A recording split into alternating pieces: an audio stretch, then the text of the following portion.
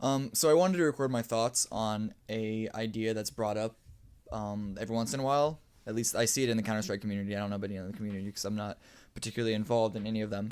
Um, but it's the idea that people are always suggesting and wanting for Counter Strike or just esports in general to be included in the Olympics. And well, okay, I guess I should I guess I should just cover the fact that how the Olympics are now, it's not going to be included. Just strictly based off the fact that chess has applied for approval to be included in. I don't know how many times they've done it, but they've done it for the past quite a number of Olympics, and they currently are applying for approval into the Tokyo 2020 Olympics. We'll see if Tokyo approves them. Then this will be a different case entirely. But as it stands now, they've been turned down each time on the basis that while Olympics does recognize chess as a sport, they recognize chess as what they call a mind sport, while everything else in the Olympics is all about physical competition.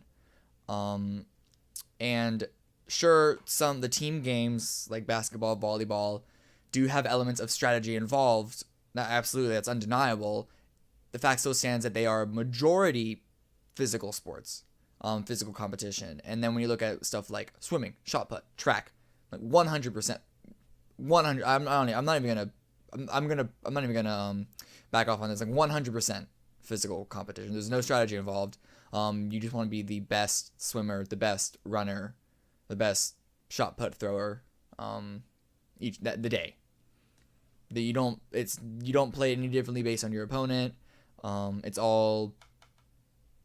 It's like I don't know if I want to limit it down to just like you practice every day and get muscle memory for it.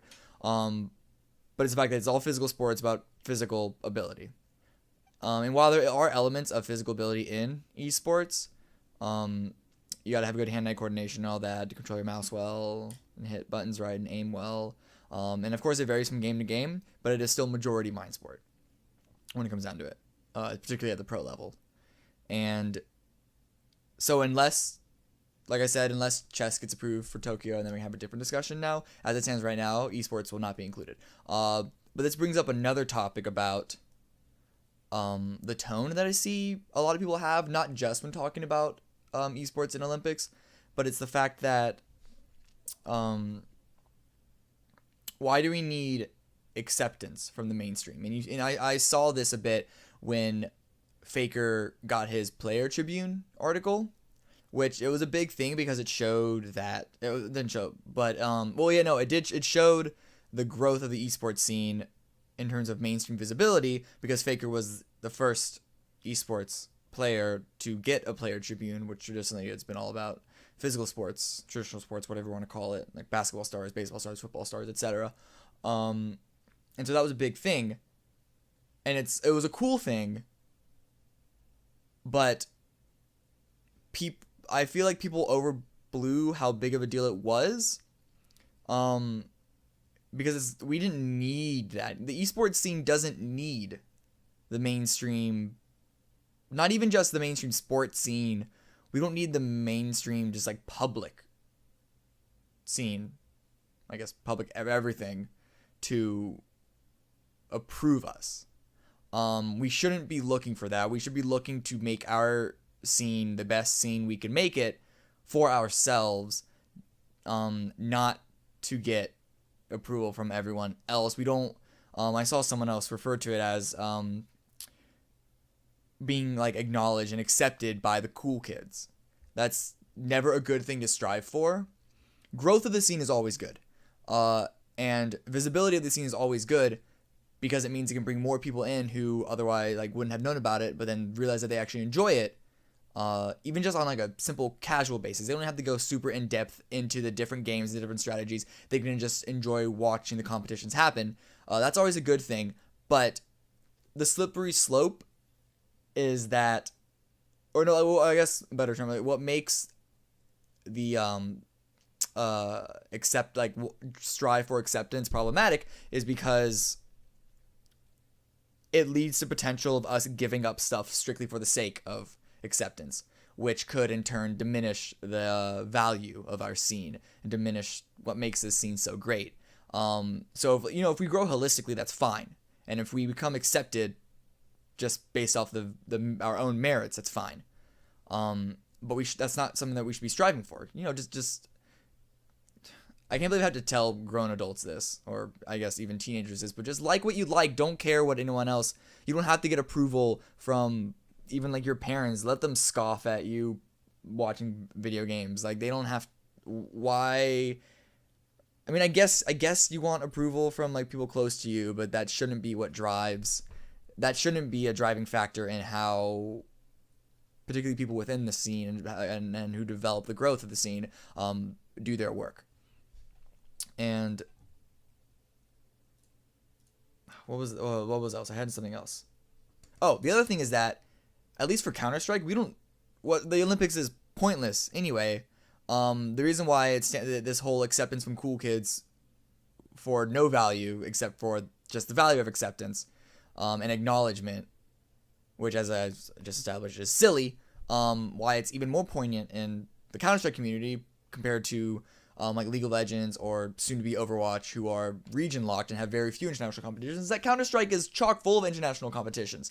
The only time that you ever really see heavy region lock is in minors that lead up to international majors. We'll see how PEA changes things, but it's not like those teams are not going to be playing anywhere else. And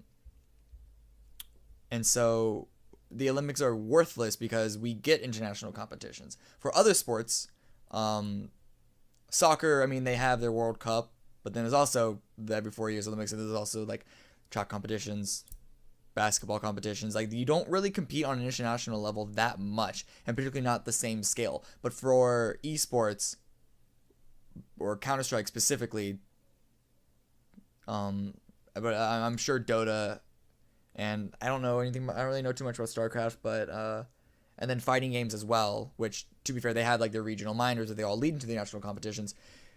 We get our fair share of international competitions, and it's not like anyone who would otherwise. The Olympics wouldn't bring any new viewers anyway. It would bring in some people who are curious, but unless you watch esports, you're not going to watch esports at the Olympics. So really, whenever I see people suggesting it, it's they're asking for, they're desiring the prize, I guess, of what comes after being accepted or acknowledged, or like, sure, okay, maybe just hypothetically, if esports gets big enough, gets huge, and gets massive viewership on the numbers of NFL, NBA, FIFA do, then maybe it will be a different story.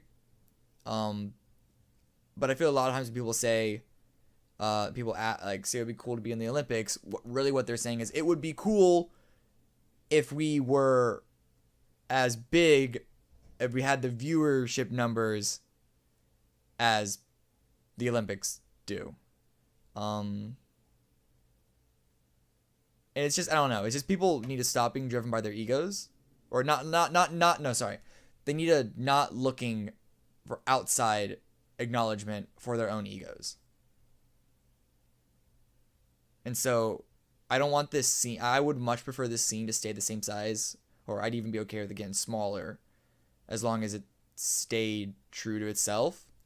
I would much prefer that over actions being taken within the scene, within the different corporations that run the tournaments.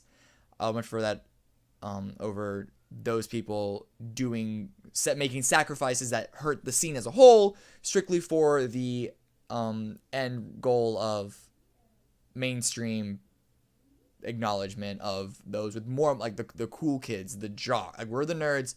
We want to be accepted by the jocks. Fuck the jocks. They like their own thing. We like our own thing. You should not be looking for them for approval when we already have such a great thing going on here.